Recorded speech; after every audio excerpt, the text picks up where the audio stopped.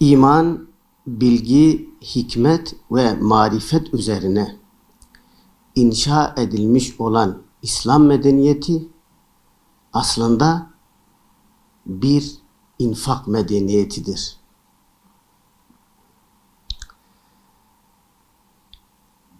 Yüce Allah Kur'an-ı Kerim'de Bakara suresinin 113.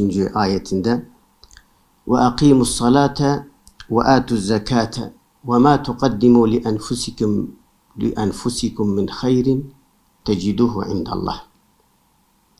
Namazı dosdoğru kılın, zekatı verin ve hayır namına kendiniz için önceden gönderilmiş olduğunuz ne varsa Allah katında bulursunuz. Muhakkak ki Allah sizin yapmakta olduklarınızı görendir. Peygamber sallallahu aleyhi ve sellem de İslam'ın 5 esas üzerinde inşa edildiğini, bunlardan birinin de zekat olduğunu bildirmektedir. Allah tarafından bize farz kılınmış olan bu zekat ibadetini yerine getirirken Allah'ın rahmetine, Allah'ın rızasına kavuşmuş olabiliyoruz.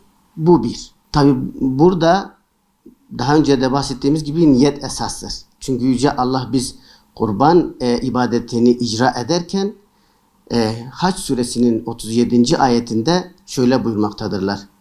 لَنْ يَنَالَ اللّٰهَ لُحُومُهَا وَلَا دِمَاؤُهَا وَلَاكِنْ يَنَالُهُ التَّقْوَى مِنْكُمْ. O kesmiş olduğunuz kurbanların ne etleri ne de kanları Allah'a ulaşır.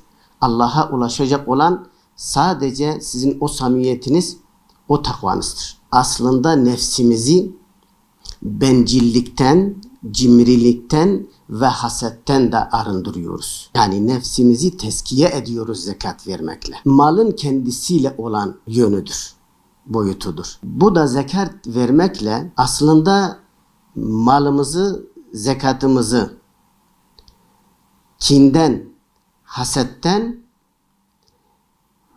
ve kötü niyetli olan insanlardan bir nebze koruyoruz.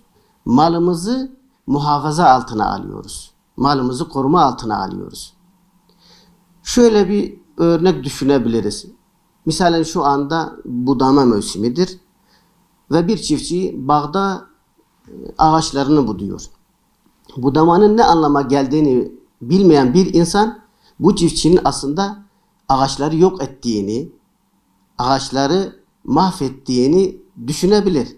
Halbuki o çiftçi o budamayla aslında o ağaçlara yeniden bir can, yeniden bir hayat veriyor.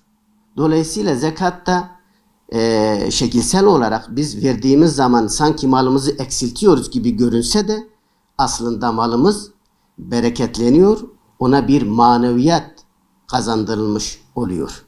Bu da 3. boyutu. 4. boyutu da toplumsal yönü ve en önemli olan aslında yönü budur bugün için.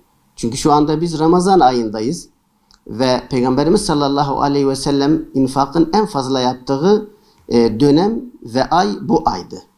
Hem normal bizim zekatımız hem de fıtır zekatımız bu ayda icra edilen ibadetlerden birisidir.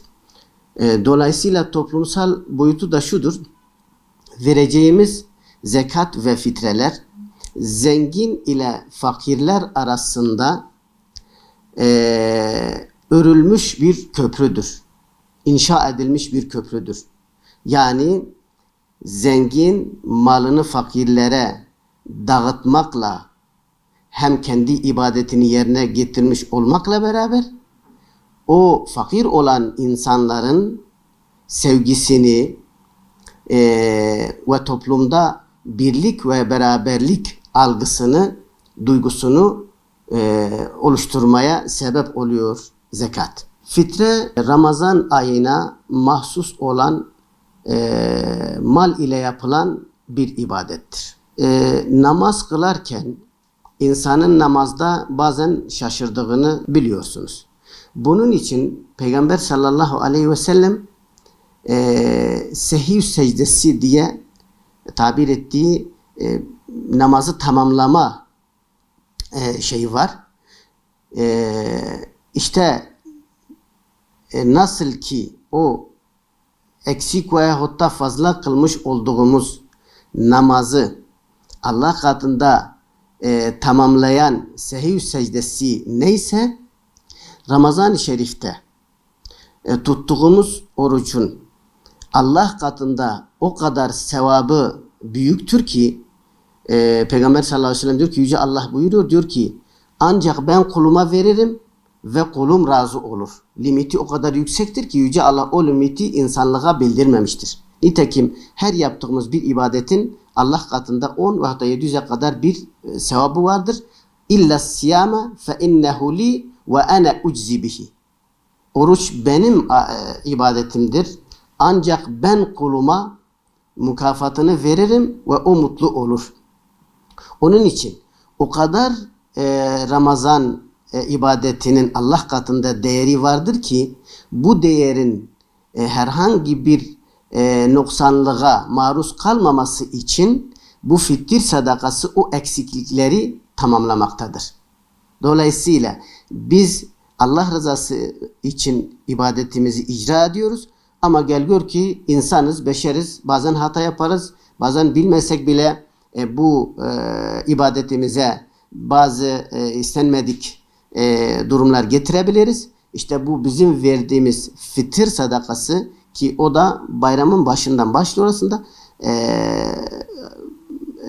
Ramazanın başından başlıyor. Bayram namazından önceye kadar verilebilir.